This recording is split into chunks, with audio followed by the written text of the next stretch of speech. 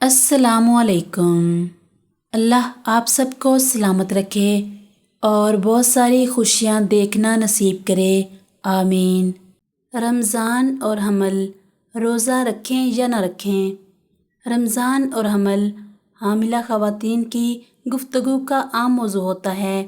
حاملہ خواتین کے لیے رمضان کا مہینہ ہمیشہ سخت ہوتا ہے، پھر اگر ایسے میں روزے نہ رکھے جائیں تو اس کی شرمندگی الگ محسوس ہوتی ہے۔ اس کے لیے حاملہ خواتین پریشان ہی رہتی ہیں کہ اس سلسلے میں ان کے لیے کوئی چھوٹ ہے یا نہیں۔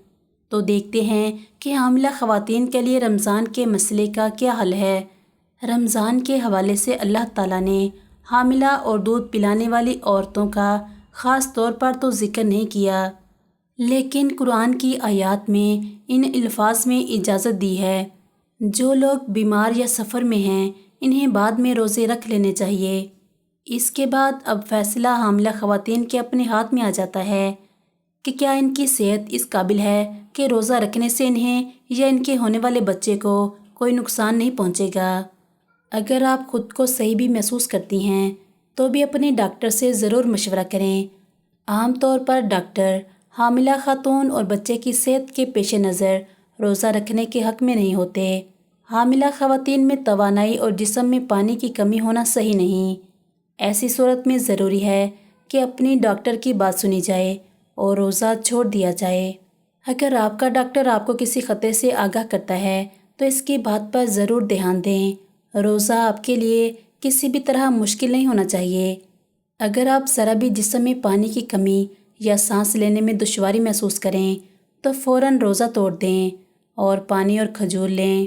اگر آپ کو روزہ رکھنے سے اپنی اور اپنے بچے کی زندگی کو خطرے کا 1% بھی ڈر ہو تو بہتر ہوگا کہ آپ روزہ نہ رکھیں۔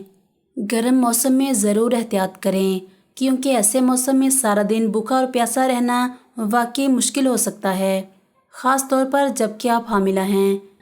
اس لیے بہتر ہوگا کہ اپنی صحت کا خیال کرتے ہوئے کسی قسم کا خطرہ مول لینے کی بجائے روزہ چھوڑ دیا جائے۔